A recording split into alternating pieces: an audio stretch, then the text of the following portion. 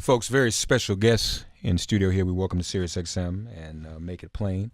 Laura Harrier and Corey Hawkins, both starring in Spike Lee's latest film, BlacKkKlansman. Do you say BlacKkKlansman or BlacKkKlansman? BlacKkKlansman. Yeah. BlacKkKlansman. Yeah. Just BlacKkKlansman. Yes, sir. Welcome to you both. How are you? Good. Thank you for having us. Congratulations on the film. Thank you, so man. much. It's an outstanding work. Thank you, man. It's exciting. Yeah. Exciting time to be a part of it, too. Why now? Why is it exciting at this moment in time, do you think? Well, for me, I feel like, it's very easy to get distracted, with everything going on. And Spike is and has always been very good at reminding people what we should be paying attention to. Mm-hmm. And so, this film is obviously timely. Yeah. And it's interesting because, it's set in the 70s. It's been going on since before the 70s, and it's still going on today in 2018. So, for it to come out now was what we need. You know what I'm saying? Yeah. And Laura, it's basically a true story, right? It is. Yeah. This is the true story of Ron Stallworth, and he was the first detective to integrate the Colorado Springs police force, which could have been a movie in itself, but then he proceeded to, infiltrate the KKK as a black man, and it's just this incredible story. And when I read the script, I was like, what? This is crazy. Like, how did this happen? How is this true? And I really think Spike is the only person who could have told this story. Of course. Oh, yeah. Absolutely. It's definitely a Spike Lee movie. Nobody else could have done it. No doubt about it. It is funny, like, when you tell people about the movie, they're like, what? Yeah, no, it's really like Stranger Than Fiction, Yeah. It's like it makes no sense that this really happened. Yeah. And I think even the people who heard of it, like me, Ron's story, I was not aware of how he did it. I was always curious as to how it happened. So when you see how he Right. pulled it off, it's really deep. Yeah. You know, Yeah. and it's got all that intrigue in it. True story, you play a true-to-life character. Yes, sir. Yes. Kwame Ture, Stokely Carmichael. Yes, And it's sir. funny, watch, I was just saying to him, Laura, before you came, we were outside talking, I knew Brother Kwame. I introduced him when I was a student. Wow. In my 20s, I introduced him at several speeches when he would come to Isn't that Washington, wild? D.C. What? That's your what character- That's amazing. Yeah. Wow. So it was deep watching, you play that role. Amazing. Yeah, I mean, it was an honor, man. I have to say, as I played other characters, who have huge legacies as well, but Sure. like to step into his shoes, everything that he sacrificed, everything that he stood for, everything that he meant to the black community, it was surreal, man. I felt like the opportunity to be in a Spike Lee joint, but to be in a Spike Lee joint saying what I need to, saying what we're saying with this film is unreal, man. It was I remember the day we shot that film. I mean, we shot that scene, because Spike was like, I just need you to give me 2 days. Just come and give me 2. I'm like, bro, I can give you whatever you need. Like, what I'm saying? Like, I'm here. But, we did a ton of research, sharing pictures and talking Black Power mixed. I mean, like just everything, man. Just really trying to get into the zone, and because that's the kind of passionate director he is. But that day on set was special. It was like unlike really anything I've ever experienced on a set, man. Just the spirit of Stokely just kind of came, and like it's rare that happens for an actor, but for me, that's what it was. And of course, Laura, your character brings him to campus to speak. You're the head of the Black Student Alliance. Is that what it's? Black Student Union. Black Student Union. And so what do we know about your character? I guess, is that a true to life person or No, amalgamation of? yeah, I she's guess kind of several this people? amalgamation of obviously Angela Davis, but Right. Kathleen Cleaver, who we were fortunate enough to be able to meet. Spike introduced us, and I got to ask her questions and interview her. But then also I contacted the BSU at Colorado College, where the film takes place, and spoke to people who were actually in the BSU in the early 70s. And just the research I got to do was really amazing. Speaking to so many people, watching so many movies, really getting into the music, kind of just trying to figure out the spirit of all of these women and create somebody who felt multidimensional, because I really don't think we've gotten to see that on screen really. The female face of Black Power. That's right. So I just wanted to pay homage to these women, and you know, I have so much respect for them, and I just wanted to do them justice through my character. And you rocked it. Thank you. I mean, that was the quintessential. You know, come to think of it, I can't recall when we've seen. I mean, we've seen the imagery and the metaphor, but someone actually playing a leading role as a sister from the 70s in the movement like that. I can't think of. I don't know of one, if there is one, and I looked a lot. But yeah. No, you came out with the phone and everything. So, I mean, I sat up straight. I said, okay, this somebody happened here. We here. No, it was great. Yeah. And as you both said, you were able to do a lot of research. Yeah. I mean, Spike is so hands-on in that. I mean, he gave me a full reading list. Like, he's texting you at all hours of the night. Look at this. Watch this interview. Read this. But, you know, it was amazing because I've never in my career been able to get that deep into a character and really, like, do that whole backstory and research. And Spike is, he was really, like, a guiding force in that. And, again, definitely helped to shape this character. We were just remembering, he was here Thanksgiving. And we were promoting She's Gotta Have It streaming. On Netflix, and he hinted about what he was doing, but he wouldn't tell me. You know, and I got mad, and I'm like, dude, we sitting here talking, what's up?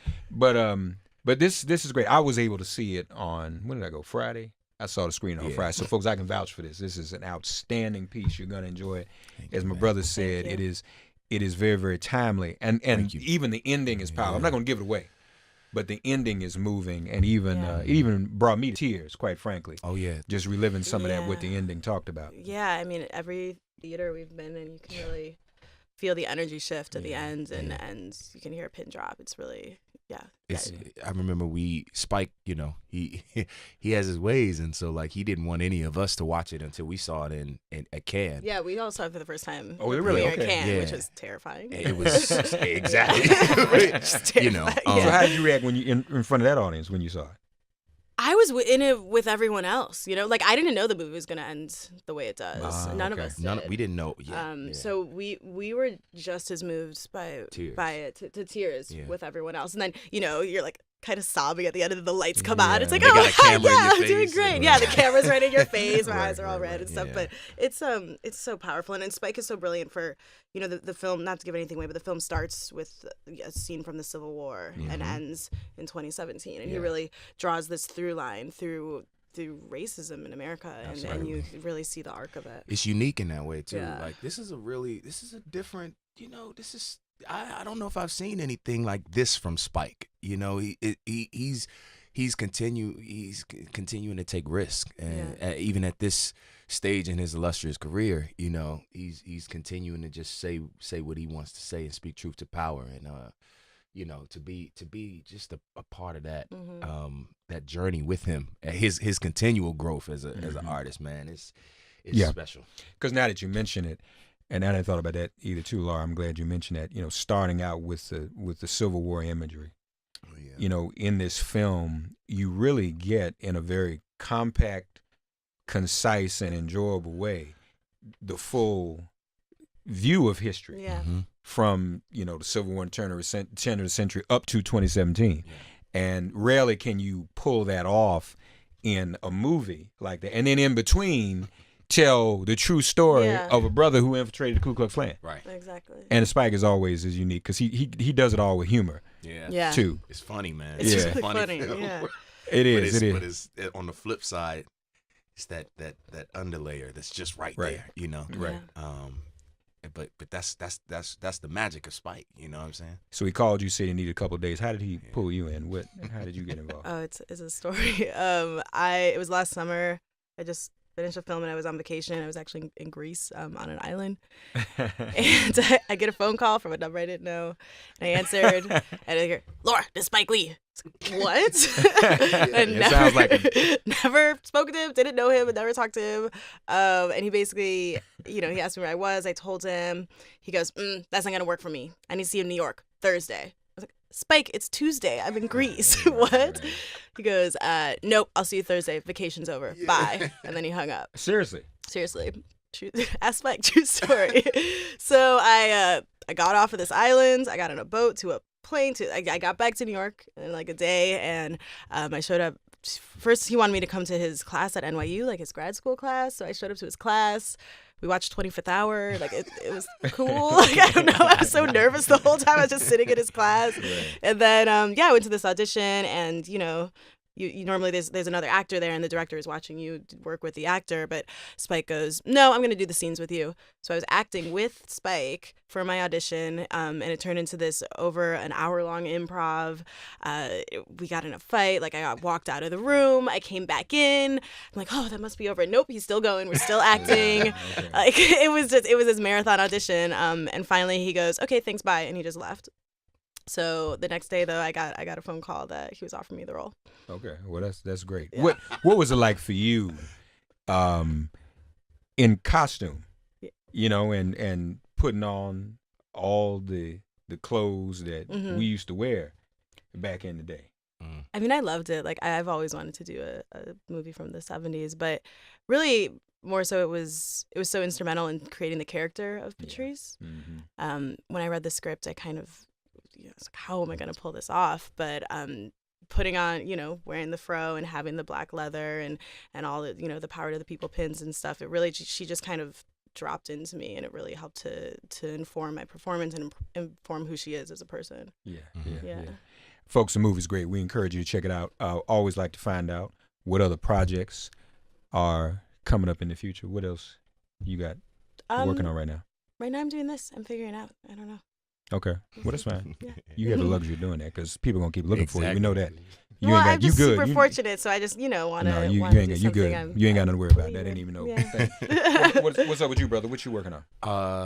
I'm about to go start 6 Degrees of Separation. I just finished that. Actually, it was a play. But I'm about to go do a 6 Underground with Michael Bay and Ryan Reynolds. At Netflix. Okay. And we're about to get started on that. It's gonna be a wild one, man. It's pretty intense. Yeah, you my son's hero. He's 16. He saw Straight Outta Compton. Oh yeah. And he saw himself, and he wanted to be in that. We got to move to L.A. I mean, he just was gone. And and he's home singing "F the Police." Oh, slow down now. Exactly. You 14 years old now. But it's funny, man. I appreciate that. One of the other things I always like to ask black actors. If you obviously both have already played historical figures, yours real and yours, an amalgamation. But if you could play, Laura, another real historical figure in Black history, who would it be? Who could you see yourself portraying? Josephine Baker. That's it? Yeah. Wow. Yeah, I could see that. Okay. So we got to make that happen. Yeah, we should make that movie. And, a few times I've asked folk that, because I had Nate in here, and we talked about Nat Turner, and it happened. Yeah. We talked about it for 5 years before it happened. So Tommy Davidson was in here, and he had a good one, too. He sees himself doing Sammy Davis Jr.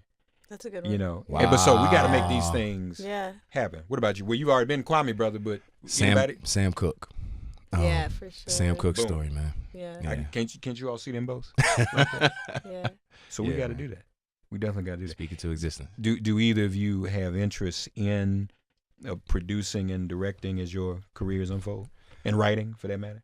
Yeah, I definitely want to produce. I think it's important for us, especially as Black actors, to create and to make those opportunities. Yeah, happen. To make those opportunities to control our own narratives and how we're perceived in film. I think we're tired of waiting. Yeah, we're just tired of also. I mean, we know what we bring to the table now.